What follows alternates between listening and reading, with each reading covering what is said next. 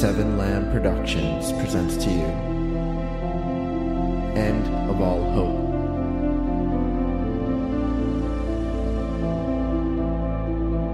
Episode 14, The Real Dr. Bennett.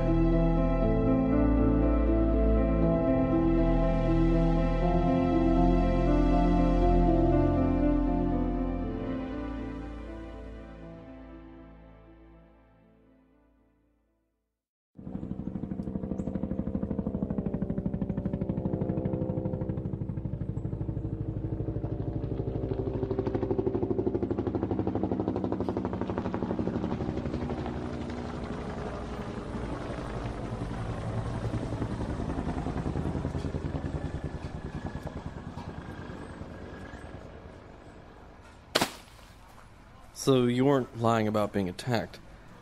We picked up those creatures about 90 minutes ago. Well, 2 of them. Kilmer and Emerson had led me back to the tent with the medical tables. We stood by the dead slasher. I once again donned gloves, and this time examined the claws. I'm sorry. Jay and Serena had gone back to the parking lot, the quarantine zone. I know it isn't easy.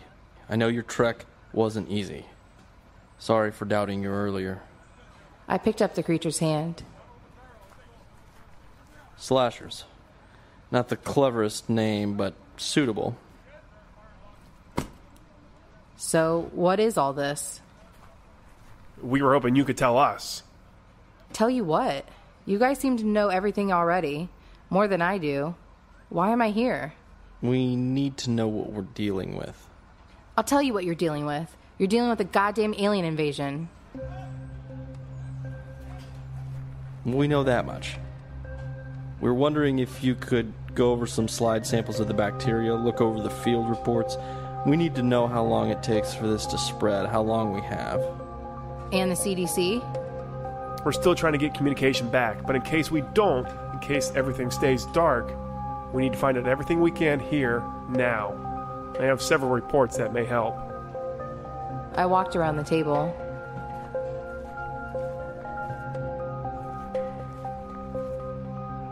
This is an invasive species that is doing what it needs for survival. But what purpose is the bacteria? Probably no purpose at all. Plenty of species of animals invade new areas and cause all kinds of havoc on native wildlife. Pythons in the Everglades, the snakehead fish in Maine and California, the cane toad, the Nile perch, all invasive species that decimate wildlife in the specific region. So think of this as an invasion. That's not hard to imagine. These things, for whatever reason, chose Earth. They come here and start spreading disease. The reaction happens to turn people into mutated things. Yeah, but we need to know how long it takes for them to turn. My assumption would be not long at all. It's been, 3 days since the meteor shower in New York? I continued to slowly walk around the table, but stopped when I noticed the tear on the inside of the creature's thigh. Care to tell me what this is? During the autopsy, we noticed a scar on the inside of the creature's leg. We opened it and discovered an item. An item? Not an organ, but definitely something organic. We weren't sure what it was, but the moment we pulled it out, an electromagnetic pulse was emitted from the item, and it destroyed half of our electronics. We think that may be the reason why we haven't been able to reestablish communications. The item inside the creature wasn't connected to anything. That's the reason we don't think it's an actual organ. I remembered the old man at the motel. Lights flickered and he knew they were coming. I've seen this before. We think this is a weapon. This is why it's so imperative we find out everything we can. If these creatures keep spreading their disease and keep destroying our technology, it won't be long before we're completely helpless. Can I see it? One moment.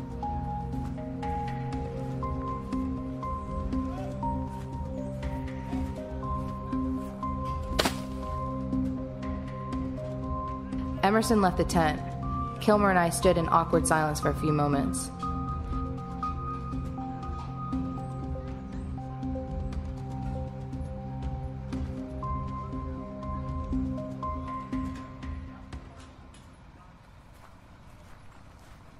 Maybe it makes a little more sense now.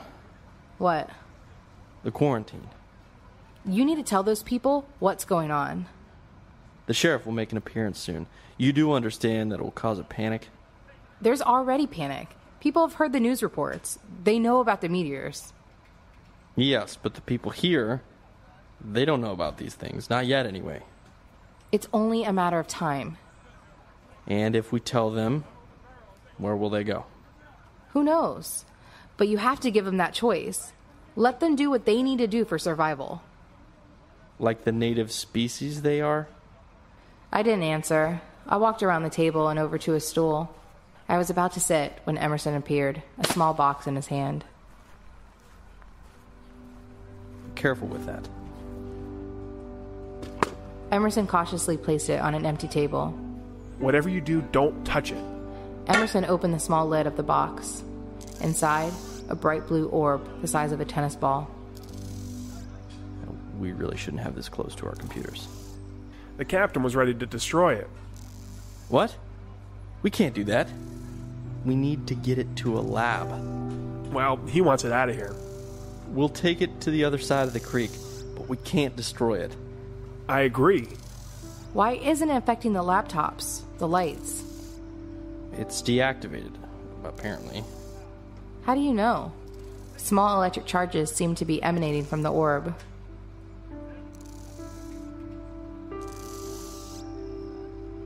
It still looks active. It may be. Except it hasn't given off another pulse since we removed it from the creature's body. Possibly something in the makeup of this creature? Interesting. If each creature has a weapon like this embedded in them, we were really outmatched. Meteors, they're still falling. It explains why they're mainly hitting large cities. It's where they can do the most damage. I felt sick. The realization that this wasn't going to end. That this was just the beginning of an overall invasion. One that seemed to be planned. Before I look at anything else, I want to see my colleague, Mark Averon. Who? I can assure you he's fine. I want to see him. Okay, well, I'm taking this thing to be stored. I can give you a ride back into town. Thank you.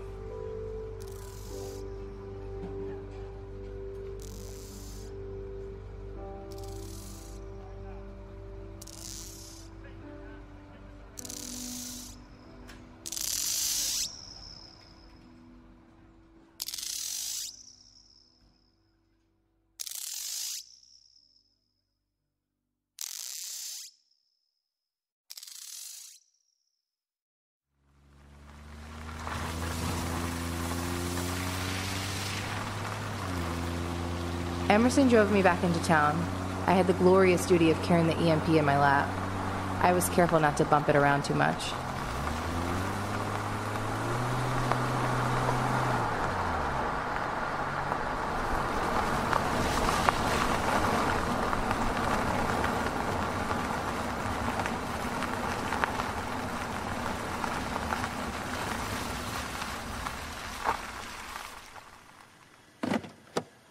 He should be in there. That tent on the far end is medical. Thanks. I'll be back shortly to pick you up. Okay.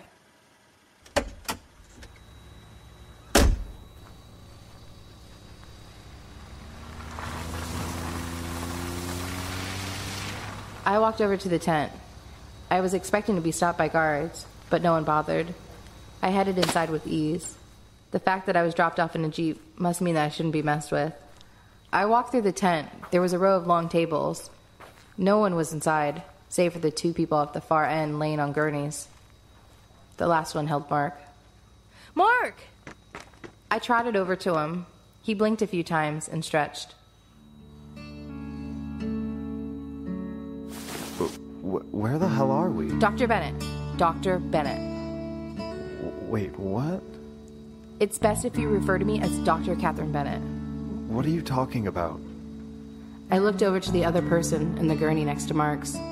The man shifted around, but his eyes remained closed. It's a long story. I'll tell you about it in a bit. Just from now on, Dr. Bennett. Mark gave a concerned look. Where are we, Dr. Bennett? Military camp. I don't know if you remember what happened. I remember being chased by those things. The car flipping. That's it. We carried you through the woods, but these things attacked us. And not the same things from the motel. There's others. Others? Mark, this is a full-on invasion. We have to get to Cali. We can't wait around any longer. How are you feeling? Okay. Massive headache, but other than that, fine. Have they been taking care of you? There's an annoying nurse. I'm not sure where she went. She won't let me have any food. We need to go, but I don't think they're just going to let us leave. How can they keep us here? The whole place is a quarantine zone. They have patrols driving around. It was a patrol who picked us up and brought us here. Can you walk? I haven't tried yet, but I don't see why not. Mark climbed out of the gurney. Easy. Easy. I'm fine, Ava. Let's go before that bitch nurse comes back. Okay. And can we maybe find food?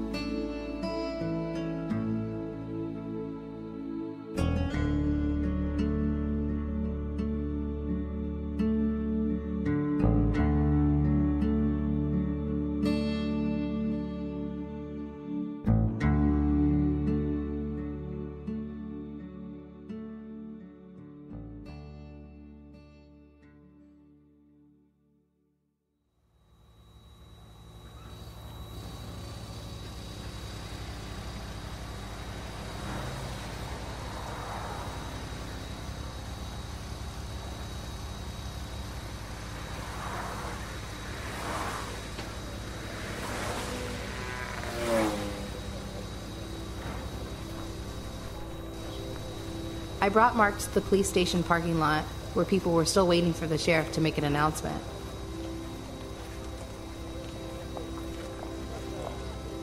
Holy shit, Mark. Jay and Serena were sitting on a curb. Hey, Jay.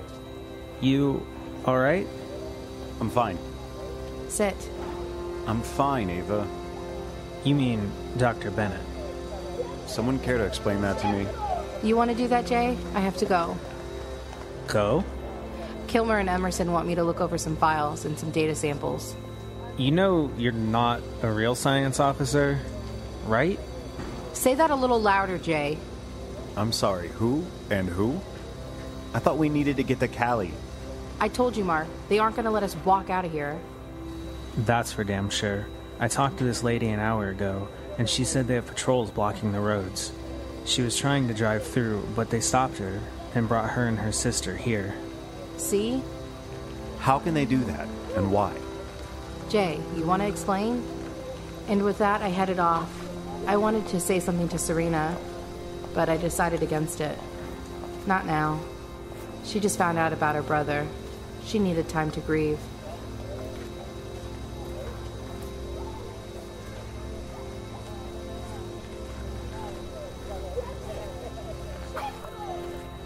And where do you think you're going?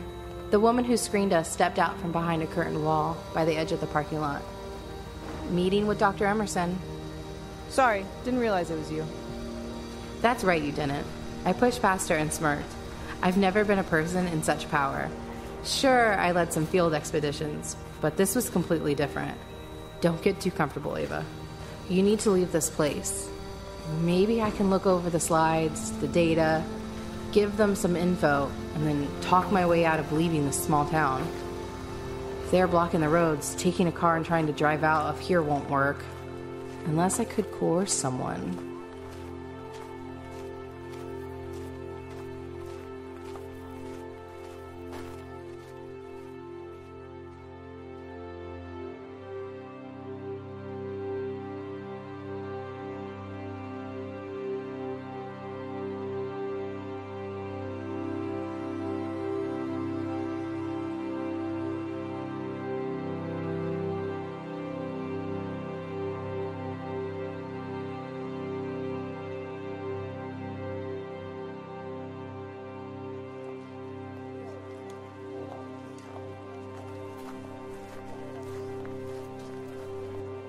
I'm sorry, what?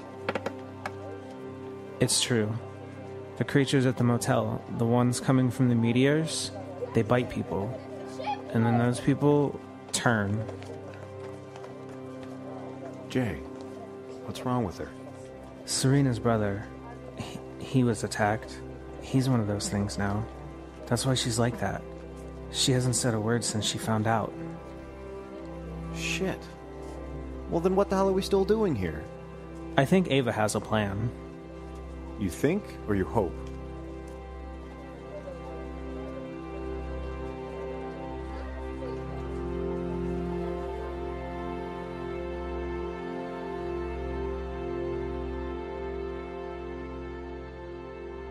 A day had passed and it was already night again. My time was split between looking over slides and samples in the military camp and plotting an escape with Mark and Jay. More patrols were set out as more people made their way through the town. Each person trying to pass through was brought into the quarantine zone, which now had several large tents that housed cots for all of its guests. People were starting to get restless. The sheriff finally made an appearance during the day, but he didn't say much. Just to keep calm, the military knew what had to be done. It was in the best interest of us all, and definitely for our safety. The end goal was taking one of the jeeps in the camp and gathering Mark, Serena, Jay, and two of our new friends, Trisha and Lori, sisters that we met in the quarantine zone.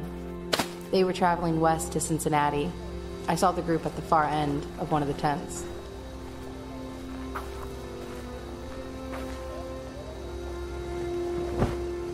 How goes the homework? I was everyone's source of information. After hours of staring at documents and slides, I was getting tired, and it was getting frustrating that I didn't have any new information. Nothing new. You look tired. I'm on no sleep. What about a way out? Do you think we can still get a jeep? I'm gonna try. When? Trisha was short and blonde. She was 29, but looked a lot younger.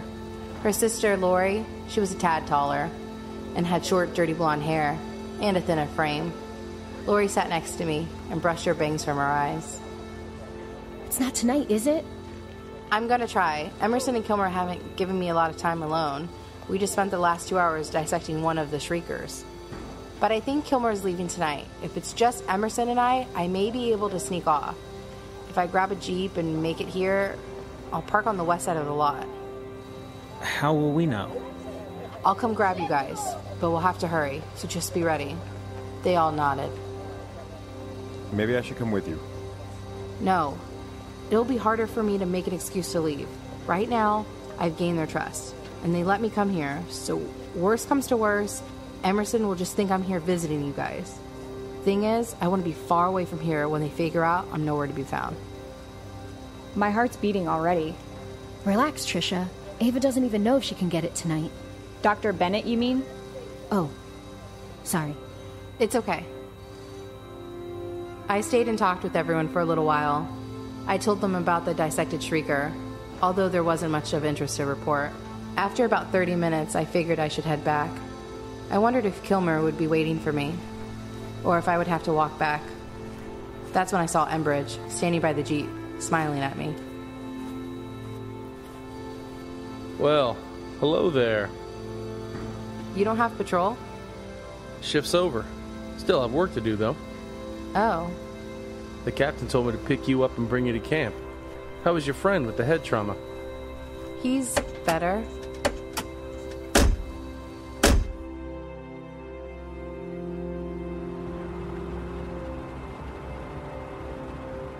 Ambridge didn't make eye contact with me.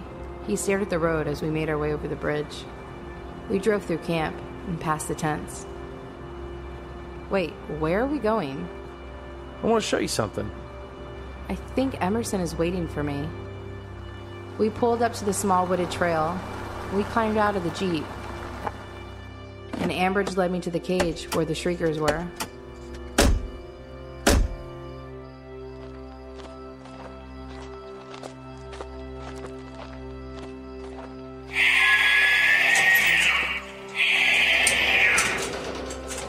There were 2 more Shriekers in the cage. Caught 2 more today. Is that so? I looked around. We were the only two people here. Where are the guards? I am the guard. What? I picked you up because I thought it best I got to you before the captain did. What do you mean? You see that woman? Go ahead. Get a little closer.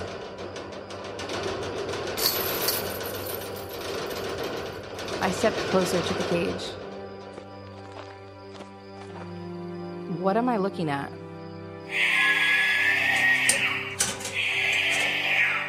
Her badge. The woman shrieker jumped at me, her arms reaching through the bars. She wore a dark blue suit that was coated in dried blood. I saw her badge flailing around. It took me a moment to read it, but then I saw Dr. Catherine Bennett. Shit. I turned around to Ambridge, smirking and shaking his head. You're in big trouble.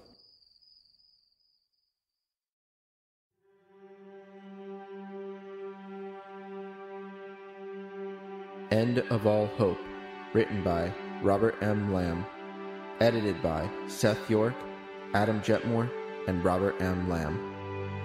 Starring Hope Ennis as Ava, Nick Engelhardt as Mark, Adam Jetmore as Jay. Co-starring Jenny Bailey, Justin Stewart, Jay Marone, Chris Cardasano, Amber Simpson, Brian Messick, Mike Lenhart, Christopher Atkinson, John Lasavith, Kyle Appleyard, Maria Baumgartner, Kaylin Boyd, Jack Austin, Seth York, Jonathan Moss, Amy LeRae, April Cadmus Marsh, Daniel Brown, Ashley York, Nick Ott, Mitchell Beck, Jose Caraballo, and Robert M. Lamb. Music provided by Incompetech.com and Dylan Mixer at dylanmixercomposer.bandcamp.com. If you enjoy this podcast, don't forget to rate and review on iTunes. Visit www.sevenlamb.com for more podcasts such as this one.